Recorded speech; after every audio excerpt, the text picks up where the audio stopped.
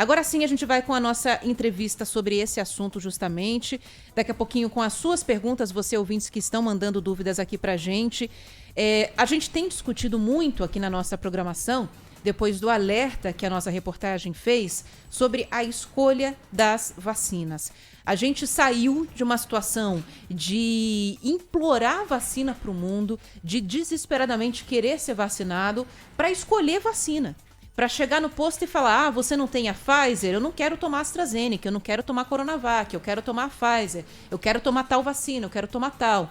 E as pessoas, com isso, podem atrasar o Programa Nacional de Imunização, ficam mais tempo desprotegidas. É um problema que começou a aumentar, que está preocupando.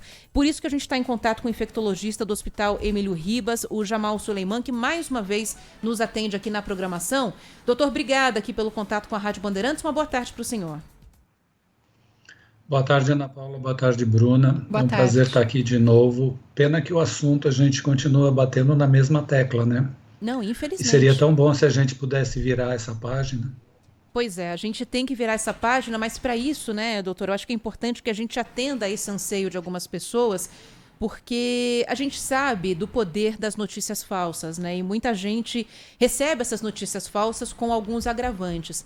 E eu vou falar para o senhor, a gente recebe muita mensagem aqui falando assim, meu tio tomou as 2 doses da Coronavac, pegou a doença, está no hospital. Fulano tomou a AstraZeneca, mesmo assim ficou doente, eu vi que a situação foi grave. E isso vai alimentando o temor das pessoas, entra na cabeça das pessoas e é para isso que a gente está aqui. A gente quer tentar tirar esse temor das pessoas que estão ligadas aqui na programação do Bora Brasil.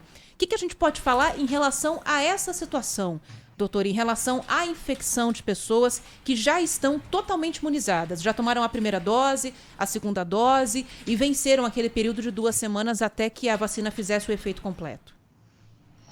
Então vamos lembrar mais uma vez que vacina não existe aquela que dá proteção de 100% para nenhum tipo de doença. Esse é o primeiro aspecto. As melhores vacinas chegam a uma efetividade de mais de 90%. E não é igual para todas as doenças, esse é o primeiro aspecto. Então, quando a gente está falando de vacina, você não considera que, uma vez o indivíduo imunizado, ele não possa ser infectado e, eventualmente, adoecer.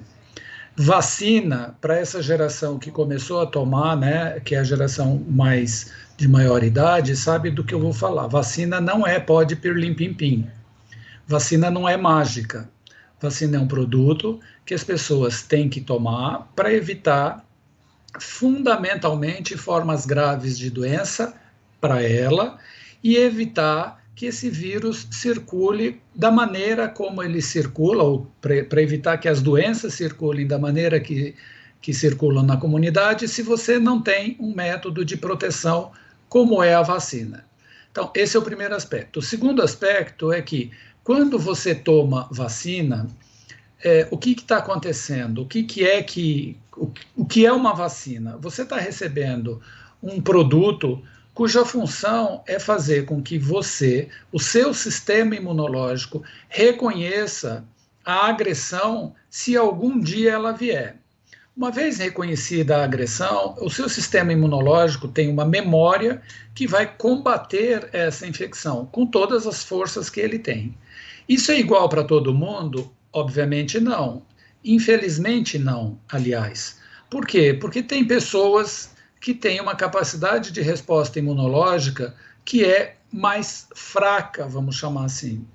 E nesse universo, quem são as pessoas que a gente já sabe que tem uma capacidade de resposta mais fraca? Os extremos de idade, crianças e idosos. Quais idosos? Pois é, aqui a gente precisa estratificar, né? Separar por faixas etárias, e a gente trabalha assim do ponto de vista estatístico, separar por faixas etárias ou por etnias ou por peso ou por gênero, o que quer que seja. Então, para cada segmento populacional, você vai ter um determinado tipo de resposta. Tudo isso a gente já sabe. Só que os ensaios de fase 1, 2 e 3, escolhem populações para as quais aquele determinado produto vai ser feito. Então, vamos lembrar que a Coronavac, por exemplo, no Brasil, a população para ser estudada foi de profissionais de saúde. Por que se faz essa escolha? Foi feita uma escolha para avaliar naquelas pessoas que estão intensamente expostas ao vírus, como é a capacidade de resposta delas. E no estudo feito no Brasil, a gente chegou a uma taxa de efetividade para aquela amostra, para aquela população, naquele momento, para aquela variante, de, vamos colocar aqui, 57%. Tá? É um número aleatório. Para pessoas com uma sua capacidade de proteção. Para aquela população, naquele momento, naquele cenário, a capacidade de proteção contra morte chegou a 100%. É óbvio que esse número é um número que a gente reconhece desde o princípio que ele não tem a importância que se quer dar, porque nenhuma vacina atinge esse número, não há essa vacina, isso não é, de novo, pó de pirlim-pim-pim.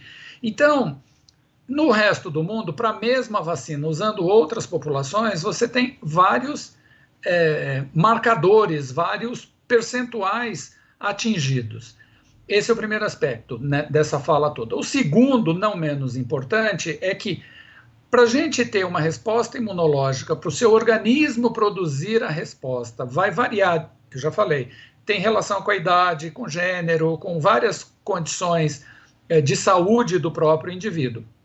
Mas para que ele produza a média de produção desses anticorpos, então, se eu sou apresentado a um determinado agente, a capacidade que eu tenho de resposta para produzir esses anticorpos, a média é de 14 dias. Então, no intervalo de 14 dias, se eu me expuser ao agente selvagem, eu continuo tendo o mesmo risco. Eu vou poder ser infectado, vou poder adoecer e vou poder ter forma grave. Não há nenhuma garantia de que eu não vá ter, não tem isso, porque eu não consegui produzir a substância para a qual eu preciso me defender. No caso de corona, os estudos têm mostrado que você precisa não só receber uma, mas você precisa receber duas, porque o seu sistema imunológico precisa reconhecer, produzir, depois você precisa reestimular ele para poder ter a capacidade plena de resposta. E ainda que você tenha a capacidade plena de resposta, não há nenhuma garantia de 100% de que você, ao ser apresentado, não possa desenvolver a doença.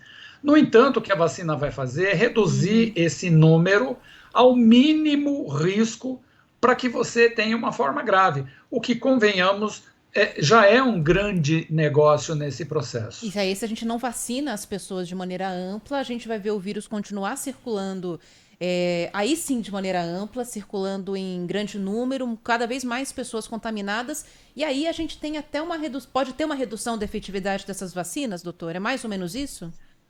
Exato, e você chama atenção para um fenômeno muito interessante, que eu acho que é importante que a gente chame atenção aqui, inclusive, que é o seguinte: você tem um determinado vírus circulando naquela determinada população. A gente estimou inicialmente que a gente precisaria ter ao redor de 70% de vacinação para que a gente conseguisse alcançar a imunidade protetora naquela comunidade.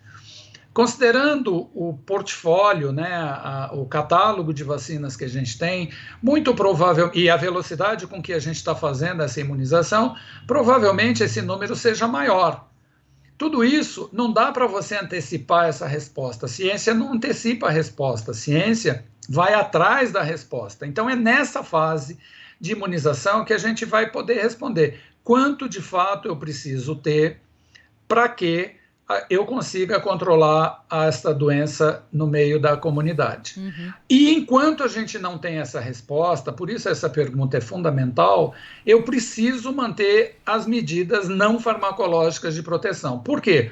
Porque essas estratégias, elas não são independentes, elas são conjuntas. Enquanto eu não tiver a resposta desse processo, eu preciso ser resiliente suficientemente para entender que eu tenho que colaborar, porque senão a minha comunidade vai continuar vulnerável. Sim, é exatamente isso, doutor. Até tem muita gente que quer a escolha da vacina, né? Tomar essa ou aquela, porque é aceita na Europa, é aceita nos Estados Unidos, e eu quero viajar, eu quero retomar minha vida logo, mas para a gente ter a retomada dessa vida, precisa tomar vacina, qualquer uma que tiver disponível agora no mercado. E uma dúvida que surge a gente já sabe que há uma possibilidade muito grande da vacina do coronavírus ser incluída no plano de imunização, ou seja, ser uma vacina que a gente precisa tomar todo ano, como é a vacina da gripe. Nesse caso, o fabricante, ele faz a diferença, doutor? Quem tomou, por exemplo, Coronavac agora, no ano que vem, se precisar de um reforço, precisa tomar Coronavac de novo, as vacinas vão poder ser diferentes? Já há estudo sobre isso? Como é que deve ser daqui para frente? É claro que eu ainda estou tentando projetar o futuro, mas é muito provável que essa vacina de fato seja incluída, né? Bom, primeiro em relação à periodicidade, nós não temos clareza com que periodicidade isso será feito, né?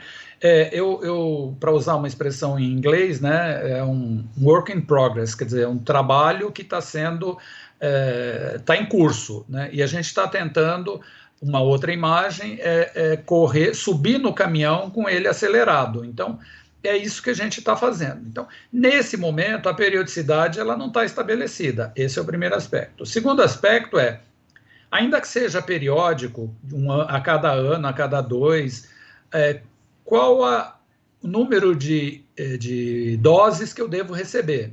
Também não está claro. E o outro ponto que é super importante qual é a melhor plataforma para determinadas pessoas? Então, voltando àquela introdução que nós fizemos, assim, por exemplo, qual é a melhor vacina para mulheres grávidas? Ninguém tem essa resposta. Qual é a melhor vacina para pessoas que têm acima de 80 anos? Ninguém tem essa resposta. A gente está estudando todas essas variáveis para encontrar o melhor caminho. Só que, neste momento, nós precisamos proteger rapidamente as pessoas e é nesse curso, inclusive, que a gente vai adquirir as respostas para esse tipo de pergunta que nós estamos fazendo. Então, pode ser que no ano que vem, digamos, uma vacina que tenha uma plataforma de RNA mensageiro seja a melhor vacina para uma população X, crianças, jovens, adolescentes. E as vacinas de vírus inativos sejam melhores para pessoas entre 50 e 60 anos. São todas essas respostas nós estamos buscando para daí sim dizer, a partir do próximo evento a gente vai dizer isto ou aquilo. Ainda no correr da imunização, algumas coisas já foram tomadas, algumas providências já foram tomadas. Por exemplo, indivíduos que têm determinados distúrbios de coagulação não devem, veja, a frase não devem, não é não podem, não devem receber a vacina X. Indivíduos que têm uma determinada comorbidade não devem receber uma vacina Y. Tudo isso a gente está vendo agora. Por quê? Porque nos ensaios de fase 3 a gente não tinha essa resposta. Isto porque os eventos, esses que eu estou me referindo, eles são excepcionalmente raros. E por conta dessa raridade, você ainda não vê num número pequeno de amostra. Você só vai poder ver quando você expande essa amostra. Então, eu queria chamar a atenção, assim, a gente pode ter 200 milhões de técnicos de futebol, que eu acho que é um pouco mais fácil do que ter 200 milhões de técnicos em vacina, né? Vacina é uma história extremamente complexa, que para você tomar uma decisão, você precisa conhecer muito bem. Não é a universidade do WhatsApp, nem a universidade das redes sociais que vai te dar esse conhecimento, infelizmente. Então, se você está interessado em dominar esse assunto, mergulhe fundo, mas você não vai encontrar essas informações nessas plataformas. Para usar uma expressão popular, o buraco é mais embaixo. É isso. Doutor, tem pergunta de ouvinte aqui chegando. Gostaria de pedir para que o senhor respondesse, nos ajudasse. Acho que informação é isso, é a gente levar aqui para o nosso ouvinte, de um especialista, de quem entende do assunto, a melhor resposta. A Nancy Santos pergunta ainda por que ainda não há nenhuma decisão em relação à vacinação de crianças, porque muitas são assintomáticas, acabam contaminando os idosos. Por que elas não podem em tomar. Ela fala, no caso dela, ela tem um filho de 7 anos e ela gostaria que ele tomasse porque ele tem imunidade baixa. Por que as crianças ainda não podem tomar se transmitem muito?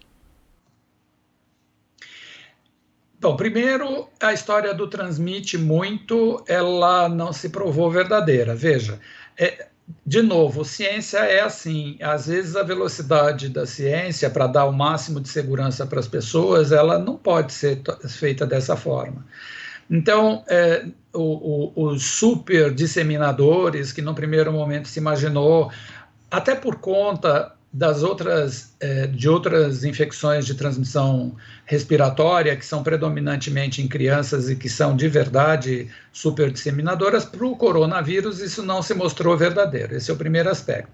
Eu não estou dizendo aqui que, eventualmente, crianças não representem algum risco para outras pessoas, não foi isso que eu disse, mas não dá para você fazer essa afirmação, esse é o primeiro aspecto. O segundo, que todo ensaio clínico parte do princípio de que você deve atingir aquela população que, no primeiro momento, é mais vulnerável.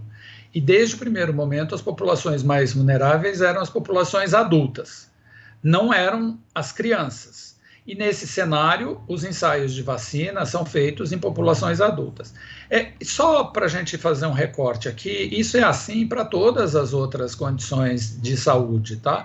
Então, se eu tenho uma doença que não dá em criança, ou dá menos em criança, eu não vou testar um produto nelas primeiro, isso não faz sentido, né? Por quê? Porque eu vou expor essa população a um cenário em que eu não tenho segurança nenhuma.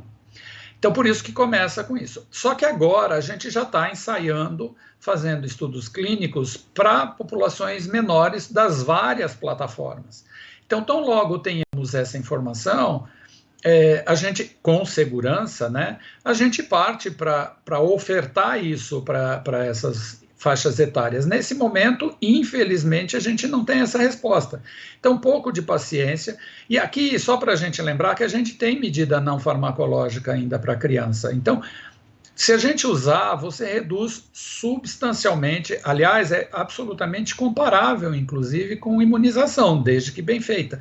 Então, se você usar essas estratégias, você vai proteger essa criança, ainda que ela tenha déficit imunitário, que a gente não sabe qual é, e essa é uma discussão, se ela tem efetivamente um déficit imunitário, é fundamental que isso seja discutido com o imunologista, ou com o médico, ou com o pediatra que está acompanhando essa criança, para definir qual é a melhor estratégia, porque não é só coronavírus, essa criança precisa ser protegida para um leque bastante extenso de doenças. Doutor, muita gente com dúvida em relação à máscara. Todo mundo quer tirar máscara. Acho que isso é natural. A gente não vê a hora desse momento chegar, nem porque fala. Sufoca, atrapalha. Quando é que a gente vai poder tirar a máscara? Acho importante dizer, mesmo quem tomou já as 2 doses da vacina, ainda não dá para tirar essa proteção, né?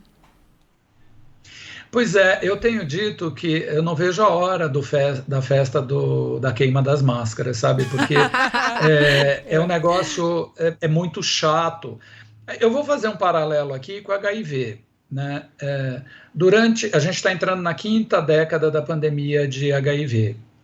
E aí, o que aconteceu? Nós passamos 40 anos falando sobre proteção usando camisinha, como se fosse a coisa mais fácil do mundo as pessoas usarem camisinha.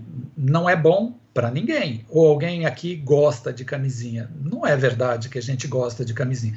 No entanto, era a única estratégia possível para você evitar ou minimizar o risco de infecção por HIV quando você praticava sexo, enfim, desprotegido.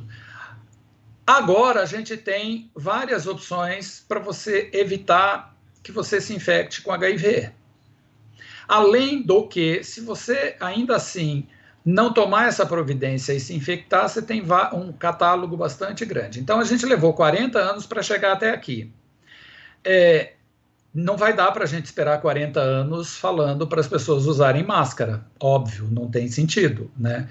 Se a gente tivesse feito isso para coronavírus, a humanidade seguramente desapareceria, não faria sentido isso. Então, é por conta disso que a gente tem apelado para a resiliência das pessoas.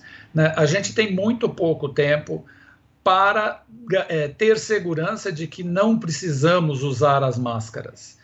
Eu acabei de falar que, no primeiro momento, a gente tinha estabelecido aproximadamente 70% de taxa de cobertura vacinal para a proteção dos indivíduos. Ocorre que a gente ainda está estudando se isto, de fato, vai ser algo que a gente considera razoável. Pode ser que não seja 80%, pode ser que seja mais do que 80%. E talvez não seja igual no mundo todo, talvez tenha algumas especificidades, porque as culturas são diferentes. Então, tudo isso precisa ser levado em consideração. Sim. Nesse sentido, enquanto a gente não tiver a resposta definitiva, tenha um pouco mais de paciência. A minha recomendação, inclusive, é que, infelizmente, o país errou em várias outras estratégias, né? Num primeiro momento, era fundamental, de verdade, o uso de qualquer método de barreira, incluindo as máscaras domiciliares. Nesse instante, considerando a evolução e a dinâmica da disseminação da infecção na população, a gente já tinha que ter evoluído para máscaras com proteção maior do que a máscara domiciliar. E isso a gente não fez, né? A gente não fez o rastreio dos comunicantes. Veja, a gente tem várias estratégias que podem e devem ser adotadas para além da máscara. A máscara é um instrumento, mas não é o único. E em não sendo o único, ela precisa ser definitivamente, à medida que a gente foi conhecendo como a pandemia se dissemina, como é que ela se comporta, evoluindo para formas ou estratégias de maior proteção. Então, por enquanto, usa máscara, mantenha o distanciamento. A gente até se habituou a esse jeito da gente se comunicar através de uma tela, parece dos Jetsons, né? Meio século XXI, enfim. É bom, claro que não é. A gente é ser social, mas aguarda um pouco mais. Todos nós precisamos nos preservar para todos podermos participar da festa da queima das máscaras, que eu espero, sinceramente, não seja um evento mórbido, né? Nós não vamos comemorar 1 milhão de mortos. A gente vai só comemorar a retomada daquilo que nós chamamos de normalidade. E a gente espera que o quanto antes, doutor. Agora, só para fechar aqui, tem um questionamento de um ouvinte que mandou uma mensagem para a gente, que está mais ligado a uma questão de procedimento.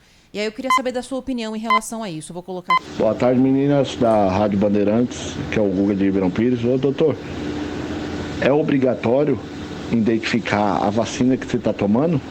Porque para mim, não importa não. Tomando contra coronavírus pode ser qualquer uma. Essa questão tem sido muito levantada, doutor, de identificar a vacina antes, de dar às pessoas esse direito de saber qual vacina que elas estão tomando. O que o senhor acha a respeito disso? Olha, essa vacina é a primeira vez, né, para coronavírus, é a primeira vez que está sendo colocada no mercado. Então, neste momento, por que é importante saber qual foi a vacina? Porque a gente não terminou o estudo. Essa matéria começou dizendo que pessoas que tinham sido vacinadas tinham ainda a infecção, evoluíam inclusive para a morte. É claro que o que mais aparece são as coisas mais graves. Ninguém está falando das pessoas que não evoluíram para formas graves, mas a gente está monitorando isso. Então, saibam vocês que nós continuamos monitorando, porque, para quem não sabe, a infecção por coronavírus é uma doença de notificação compulsória no país. E aí, ainda que seja a síndrome gripal, ela precisa ser notificada.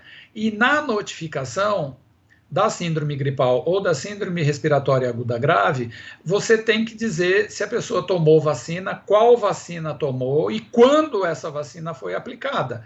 Por que a gente faz isso? Porque a gente precisa saber o que é isso que aparece nas redes sociais. Óbvio, claro que não é só para isso, mas assim, quando alguém diz, estão morrendo, de novo, não é a universidade do WhatsApp, é quem morreu. Essa pessoa tem nome, essa pessoa tem família, essa pessoa tem uma história e ela não pode ser simplesmente desprezada. Então, a gente vai atrás porque com isso você vai medir a efetividade. Então, vamos imaginar um cenário em que 10% da população tomou uma vacina Y e evoluiu para síndrome gripal. E 90% da população tomou a vacina X e não teve nenhum evento. É óbvio que eu não vou continuar fazendo a vacina que não funcionou, né? Mas que nos ensaios iniciais, até a fase 3, ela mostrou uma eficácia, uma efetividade para aquele vírus, naquele momento, naquela população, que era maior do que isso. Sim. Então, eu entendi o que você falou, que eu acho que é super importante. Do ponto de vista da comunidade, é importante que você receba a vacina, não importa qual, você não está indo num restaurante, não tem um menu não é vinho, de vacinas para você tomar. Não é vinho, não é hambúrguer, não é nada disso. É vacina. Mas, digamos que você evolua para alguma doença, veja, a gente está monitorando os casos que fazem infecção. Porque os que não fazem infecção, eles não precisam chegar em nenhum sistema. A gente já, por tabela, você sabe o que aconteceu. Então é por isso que a gente precisa saber qual é a vacina. É menos para você. Ainda, vamos falar de eventos adversos, que é o que mais chama atenção, né? Muita gente fala assim, mas eu passei muito mal porque eu tomei aquela determinada vacina. Eu costumo responder o seguinte, você esqueceu, né? Se você tem filho, que quando ele tomou a vacina da meningite, por exemplo, ele ficou amuadinho, ele teve febre. Sim, exatamente. Né? Foi 24 horas, mas não aconteceu absolutamente mais nada além disso. Você ficou preocupado, é verdade, mas é isso aí.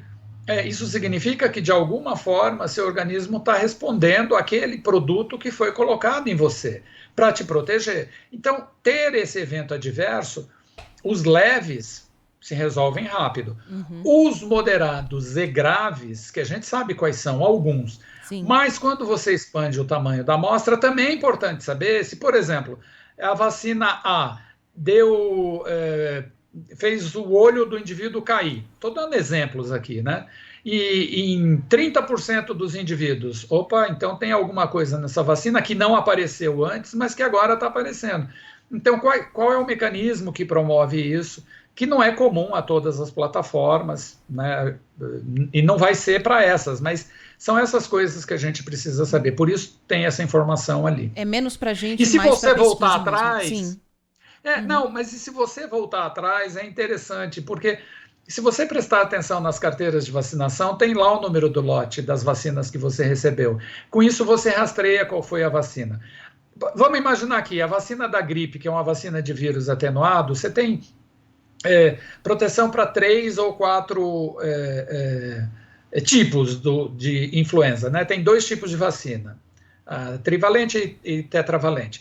No número do lote, você sabe qual foi o que o indivíduo tomou, porque existe um sistema nacional de notificação de vacinas. Então, tudo que a gente recebe, isto vai para esse banco de dados e você consegue rastrear que o Zé da Silva tomou a vacina com esse número de lote, eu sei qual foi essa vacina e sei, inclusive, em que lugar ele recebeu.